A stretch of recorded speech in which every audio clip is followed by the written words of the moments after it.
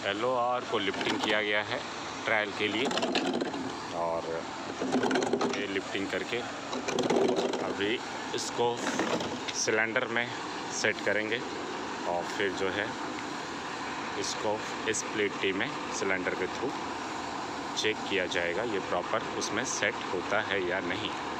वो बहुत ज़रूरी है टैपिंग से पहले, क्योंकि पाइप में एक बार अगर ड्रिल कर देते हैं और होल हो जाता है, कटिंग हो जाती है, अंदर उसका कूपन कट जाता है, तो देन फिर प्रॉब्लम नहीं आनी चाहिए कि LOR सेटअप में कुछ भी प्रॉब्लम आए। तो इसलिए प्री ट्रायल, वैसे जब स्प्लिट टी मैन्युफैक्चरिंग होता है उस टाइम में भी TPI PMC का विटनेस रहता है, उस समय भी ऑलरेडी चेक किया जा चुका है। बट ट्रांसपोर्टेशन में कुछ भी मीन्स ह्यूमन मिस्टेक हो, कुछ भी, उस चीज़ को डिजॉल्व करने के लिए रीचेक करते हैं एक्स्ट्रा प्रिकॉशंस, ताकि जो है वर्किंग में एक बार पाइप में ड्रिल हो जाए तो देन फिर उस समय कोई प्रॉब्लम्स ना आए। तो यहाँ पर काफ़ी चीज़ों का काफ़ी प्रिकॉशंस लिया जाता है।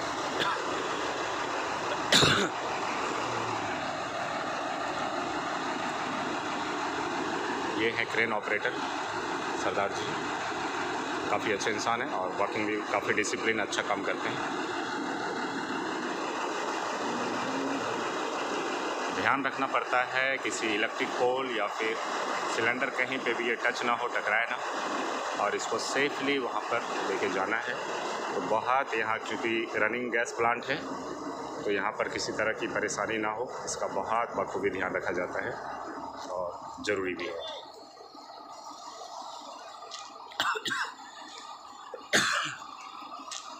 रस्सी इसलिए बांध के रखते हैं ताकि उसको कभी भी कुछ प्रॉब्लम्स ना हो और अनबैलेंसिंग ना हो और उसको अपने हैंड कंट्रोल में भी रखा जाए। तो इसके लिए भी देखिए वहाँ पे इलेक्ट्रिक पोल है, उसको भी सेफ्टी ध्यान रख करके इसको ये करना है, और इसे यहाँ सिलेंडर में लेकर के आएंगे और इंस्टॉल करेंगे। वो भी हम आपको दिखाएंगे कैसे इंस्टॉल करते हैं। इसका बहुत इम्पॉर्टेंट है ये, क्योंकि ये भी पार्ट ऐसा है कि इसको उसके अंदर फिट करके लॉक किया जाता है और वापस जब स्प्लिट टी में उसको डालते हैं इस सिलेंडर के थ्रू, तो हाइड्रोलिक प्रेशर होता है इसमें, हाइड्रोलिक ऑपरेटेड होता है, तो देन फिर उसके अंदर लॉक होने के बाद फिर उसकी लॉक ओपन हो, स्प्लिट टी उसमें सेट होने के बाद LOR स्प्लिट टी में सेट हो जाएगा और इसका लॉकिंग उससे अनलॉक हो और वापस उसको सिलेंडर को बाहर निकाला जा सके। तो ये एक बहुत टफ प्रोसेस है इसके ऊपर बहुत कुछ डिपेंड करता है, इसीलिए ये बहुत इम्पॉर्टेंट है। इसमें ये लोग बहुत तरह की इनका इंजीनियरिंग कैलकुलेशन होता है, मेजरमेंट होता है, प्रोसीजर होता है इनका, उन प्रोसीजर के थ्रू इनको काम करना होता है। तो ये कटर है जो उसमें कटिंग के लिए यूज करने वाले हैं, और ये भी 24 इंच का।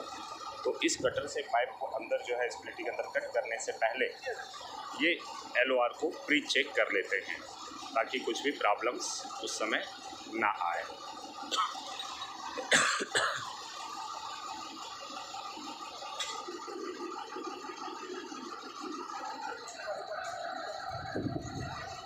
ये काफ़ी हैवी क्रेन है और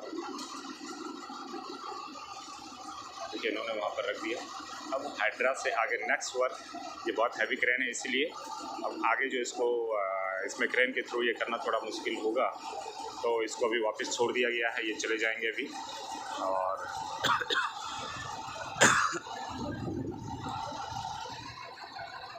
जो है ये यहाँ के सुपरवाइज़र हैं, सुपरविज़न करते हैं। और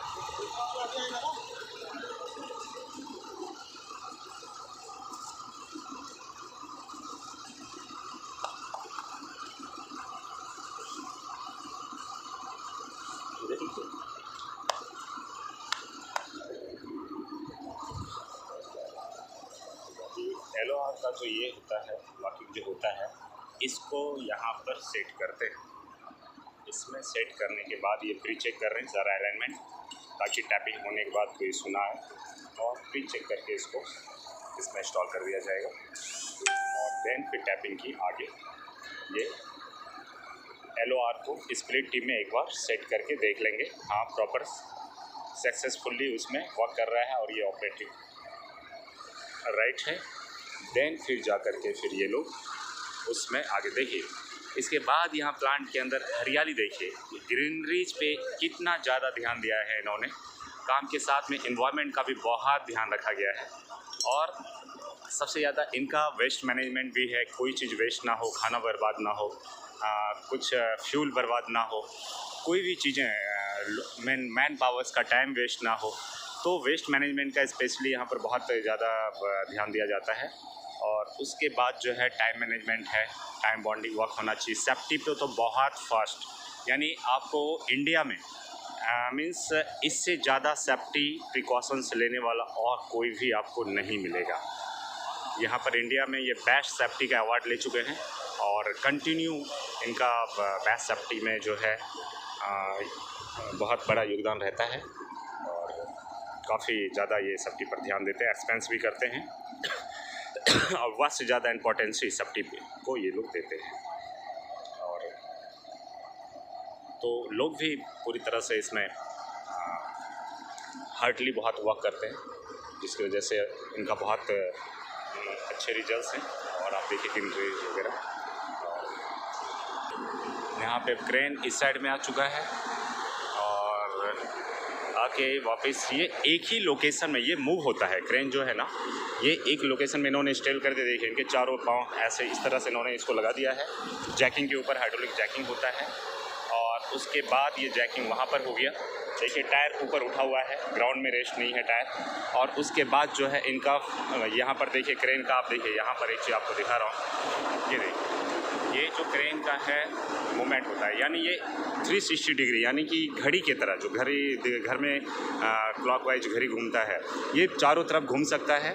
और घूम करके वक्त ये किसी भी जगह पे आपको अगर कुछ भी ये करना है, लिफ्टिंग करना है तो ये कर सकता है। ये इनकी स्पेशलिटी होती है। और ये देखिए यहाँ पर इनका ऑपरेट करने का, हाँ ये इसकी स्पेशलिटी। एक चीज़ और बताऊँ आपको, वो ये है, ये बाहर की क्रेन है, चाइना की है ये। इसमें स्टीयरिंग आपको राइट साइड में मिलेगा। ये पैटेंट इन्होंने अभी तक रखा है, भले इंडिया में चाइना का यूज़ कर रहे हैं, बट बाकी सभी व्हीकल में आपको ड्राइविंग सीट लेफ़्ट साइड में मिलेगा। यहाँ आप देखिए इनकी ड्राइविंग सीट राइट साइड में है, राइट साइड में नहीं है। ये स्पेशलिटी है।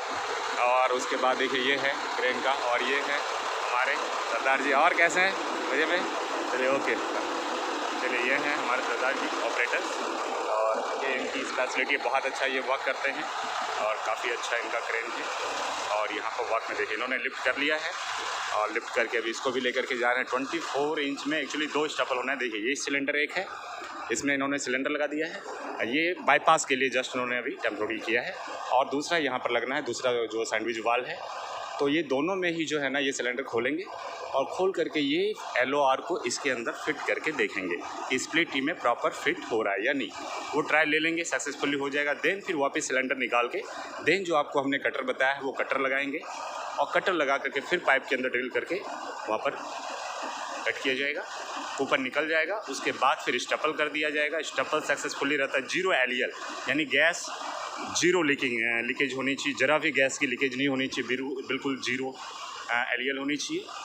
तब आगे पाइप को काट करके जो है इसमें वाल चेंज करना है, वो सभी ऑपरेशन किया जाएगा। तो इसमें बहुत केयरफुली करना पड़ता है, बहुत रिस्क भी होता है। जैसा कि मैं बता चुका हूँ आपको, घर में के सिलेंडर में ओनली 6 PSI प्रेशर होता है और यहाँ 80 PSI प्रेशर होते हैं, वहाँ से 12-15 टाइम्स ज़्यादा। तो बहुत ज़्यादा रिस्क होता है। और यहाँ तो पाइप के अंदर, वहाँ तो गैस का सिलेंडर में सिर्फ उतना ही गैस होता है, यहाँ पर बहुत लंबी पाइप लाइन रहती है, उसके अंदर पूरा गैस भरा रहता है ये टर्मिनल। और कहीं 15 कहीं 25 किलोमीटर में एक्चुएटेड वाल होता है। तो यानी कि अगर गैस कहीं पे लीकेज हो जाता है, जब तक वो गैस वाल बंद करने के बाद भी जब तक खाली नहीं हो जाती लाइन, तो उसको कंट्रोल करना बहुत टफ होता है। यानी 12 to 18 आवर्स तक गैस कंटिन्यू लीकेज होता है, तो उसको बहुत मुश्किल से कंट्रोल करना पड़ता है। बहुत सारे उसके लिए फायर फाइटिंग का सिस्टम है, और तो वो डिपार्टमेंट इनको ये इसीलिए सेफ्टी पे ज़्यादा ध्यान देते हैं कि ऐसी कोई संभावना होनी ही नहीं चाहिए, इसलिए पहले से उसको कंट्रोल किया जाता है और सेफ्टी वर्क करते हैं कि ऐसे कोई भी प्रॉब्लम आनी नहीं चाहिए। इसलिए यहाँ पर बहुत ध्यान दिया जाता है। देखिए यहाँ पे एक होगा और एक आगे होना है। तो सेफ्टी होना बहुत ज़रूरी है। इको फ्रेंडली है और वेस्ट मैनेजमेंट है, सेफ्टी मैनेजमेंट है, इको फ्रेंडली है। और आप देखिए कितने प्रिकॉशन से लेकर के ये लोग वर्क कर रहे हैं। एक सिंगल LOR के लिए आप देखेंगे 4 to 5 पीपल्स इसके लिए वर्क करते हैं। Hydro operator, safety officer, site supervisors, engineer, QC engineer, project manager, उसके बाद TPI, PMC से मैं हूँ जो पूरे प्रोजेक्ट को एग्जीक्यूट कर रहा हूँ। उसके बाद और भी इसमें EIC होते हैं, इंजीनियर इंचार्ज, तो वो फाइनली हम लोग को मॉनिटर करते हैं। उसके बाद फिर हम सभी को गांधीनगर से हेड ऑफिस मॉनिटर किया जाता है और दिल्ली हेड ऑफिस से। तो बहुत इसमें डिपार्टमेंट्स होते हैं और O&M डिपार्टमेंट होता है जिनके कंट्रोलिंग में ये पूरा टर्मिनल होता है। उनसे डेली वर्क परमिट होता है, परमिशंस ली जाती है ऑफिशियली, क्योंकि ये गवर्नमेंट प्रोजेक्ट है, गवर्नमेंट के लिए आप वर्क कर रहे हैं। तो बहुत सारे इसमें प्रोसीजर्स होते हैं, बहुत सारी कुछ इसमें प्रिकॉशंस के तौर पे किया जाता है और इसमें वेल एक्सपीरियंस पीपल होना बहुत ज़रूरी है। इसीलिए दोस्तों मैं ज़रूर ये कहना चाहूँगा, आप जनरल क्वालिफ़िकेशन तो बहुत ले चुके हैं, टेक्निकल क्वालिफ़िकेशन की तरफ आप मूव कीजिए। आपके पास टेक्निकल डिग्री होंगे तभी उसकी वैल्यूज होगा, वरना उसकी वैल्यू नहीं होगी। गवर्नमेंट भी अब हर जगह, रेलवे से लेकर के हर जगह ITI है, डिप्लोमा इंजीनियरिंग है, डिग्री और इंजीनियरिंग है, मास्टर डिग्री है, ये सारा कंपलसरी करते जा रहे हैं। यानी नेक्स्ट 5 ईयर्स में अगर आपने टेक्निकल डिग्री नहीं लिया, आप कोई जॉब नहीं ले पाएंगे। इसीलिए आप ITI ज़रूर कीजिए, उसके बाद आप डिप्लोमा कर सकते हैं, बहुत अच्छा है। और बहुत लोग IIT के लिए भी ये करते हैं। IIT में आप अगर सेट हो गए तब तो आप समझ लीजिए टॉप मैनेजमेंट में आप चले जाएंगे, जैसे कि मेंबर ऑफ पार्लियामेंट आप वो बन जाएंगे। IIT से अगर आपने इंजीनियरिंग कंप्लीट कर लिया तो आप साइंटिस्ट भी बन सकते हैं उसमें, क्योंकि मैक्सिमम साइंटिस्ट वहाँ से ही जाते हैं और इंजीनियरिंग करने के बाद ही लोग साइंटिस्ट बनते हैं। साइंटिस्ट भी इंजीनियर होता है और उनका वर्क उसमें R&D डिपार्टमेंट होता है, रिसर्च एंड डेवलपमेंट। तो बहुत सारी चीज़ें उसमें होता है जो कि उनको सभी प्रोसीजर रेडी करना होता है और बहुत सारे एक्सपेरिमेंटल उनका चलता रहता है। इसलिए फ्रेंड्स, आप टेक्निकल डिग्री की तरफ आप मूव कीजिए और टेक्निकल क्वालिफ़िकेशन आप लीजिए। जनरल क्वालिफ़िकेशन के बाद आप SSC HSC करने के बाद आप कर सकते हैं और उसके बाद फिर अगर आपका फाइनेंशियल में कुछ है तो आप अकाउंट डिपार्टमेंट में जा सकते हैं। और यहाँ पर ऑयल एंड गैस में एक ऐसा कॉरपोरेट, एक ऐसी संस्था है, ऐसा एक ये है, यहाँ पर हर तरह के लोगों की ज़रूरत होती है, जो नॉन क्वालिफाइड से लेके skill people, non skill people, workers, rigger, fitter, helper, welder, और उनकी सैलरी बहुत अच्छी होती है। यहाँ पर वेल्डर्स 45 to 50,000 तक सैलरी लेते हैं और बाकी ग्राइंडर, फिटर सबकी बहुत अच्छी। फिटर भी मिनिमम 30 से स्टार्ट होता है उनका सैलरी, 40, वो भी 50 तक जाते हैं। तो यहाँ पे सैलरी बहुत अच्छी होती है। अगर आपने पढ़ाई नहीं कर पाए हैं लेकिन आपके अंदर स्किल है, आप अगर यहाँ पे ट्रेंड हो जाते हैं, आप अगर वर्क करते हैं, आप अगर आपके अंदर एक अच्छी काबिलियत हो जाती है, आपने टेक्निकल स्किल आप डेवलप कर लेते हैं, तो अगर आपके पास टेक्निकल क्वालिफिकेशन पहले के नहीं है, पहले के जो लोग थे, तब भी आप यहाँ पे वर्क कर सकते हैं और एक अच्छी सैलरी आप अचीव कर सकते हैं। इसलिए आप कॉरपोरेट और ऑयल एंड गैस की तरफ मूव कीजिए। सिविल सेक्टर में ज़्यादा सैलरी नहीं है। आप अगर बिल्डिंग में, कंस्ट्रक्शन में जाते हैं, उसमें बहुत ज़्यादा सैलरी नहीं। कुछ ग्रुप अच्छी सैलरी पे कर पा रहा है, लेकिन ऑयल एंड गैस है, उसके बाद कॉरपोरेट में और बहुत सारी संस्थाएं जहाँ पर बहुत अच्छी सैलरी है। इसलिए आप टेक्निकल डिग्री की तरफ आप मूव कीजिए, ये मेरा आपको सजेशन है फ्रेंड। ओके, चलिए, थैंक यू वेरी मच। देखिए अभी ये अपना ऑपरेशन आगे स्टार्ट कर रहे हैं और वहाँ पे इनको इंस्टॉल कर दिया गया है, रख दिया गया है। आगे का भी ये लोग करेंगे। देखिए इनका कंटेनर होता है, कंटेनर के अंदर इनका जो है, देखिए आपको दिखाता हूँ, कंटेनर्स में इनके सारे टेक्निकल पार्ट्स रखे होते हैं। देखिए आपको यहाँ पर एवरीथिंग यहाँ पर मिलेगा। तो यहाँ इनके पास ये सारा चीज़, ये सेफ्टी बेल्ट है, ये कटर है जो मैं आपको बताता था पाइप को अंदर कट करने के लिए जो है ना, ये कटर्स यूज करेंगे। ये 24 इंच का है, ये 8 इंच का है। देखिए ये पायलट है उसमें कटर में लगा हुआ, और इनके पास सारे स्पैनर्स आप देखेंगे। ये देखिए आपको सारे स्पैनर्स हैं, ये डी साइकिल हैं, ये देखिए वाल्स हैं, ये देखिए ग्राइंडिंग मशीन है, सारा कुछ इनके पास। ये क्रिम्पिंग टूल है, बेल्ट है। तो जो है काफ़ी ग्राइंडिंग मशीन है। तो ये इनका एक तरह का one types of operation theatre कह सकते हैं, और इनका ये एक वर्कशॉप होता है जो मोबाइल वर्कशॉप कह सकते हैं, कि इनको साथ में लेकर के ये लोग चलते हैं, जहाँ पे भी वर्क होता है वहाँ पर ये ले जा करके उनमें वर्क करते हैं। ये देखिए, ये जो है गैस्केट्स हैं जो कोटेड है, ये बाहर आउटसाइड में कोटेड गैस्केट ही यूज़ किया जाता है, स्पेशली अंडरग्राउंड में, और एबव ग्राउंड में भी यूज़ करते हैं और वहाँ पर, बट एबव ग्राउंड में अगर नॉन कोटेड है तो नो प्रॉब्लम, बट अंडरग्राउंड में कंपलसरी ये कोटेड गैस्केट ही चाहिए। ये देखिए इनका उस पाइप है, ये सारा चीज़ कंटेनर में सारा कुछ ये लेकर के चलते हैं साथ में, ताकि ड्यूरिंग वर्किंग उनको कोई प्रॉब्लम्स ना हो। तो ये सारे इनके पास अरेंजमेंट लेके रख करके चलना पड़ता है, ये सारा उसमें। ठीक है फ्रेंड्स, चलिए मैं आपको इंडिया हमारी आगे बढ़नी चाहिए, इंडिया फर्स्ट, और इसमें स्माइल मस्ट। तो फ्रेंड्स, हमारी इंडिया को आगे बढ़ाने में आप सबका योगदान चाहिए। आप सभी अपने अंदर टैलेंट लाइए और टेक्निकल क्वालिफिकेशन की तरफ मूव कीजिए। हम आपको जो हम कर पा रहे हैं, हमें भी आज भी हम सीख रहे हैं, काफ़ी ईयर से हम लोग इसमें वर्क कर रहे हैं, हम आपको थोड़ी बहुत नॉलेज देते रहेंगे। आप हमारे देश को, आपके परिवार को, आपको एक अच्छी लाइफ देने के लिए। Okay friend, thank you very much, tata bye bye.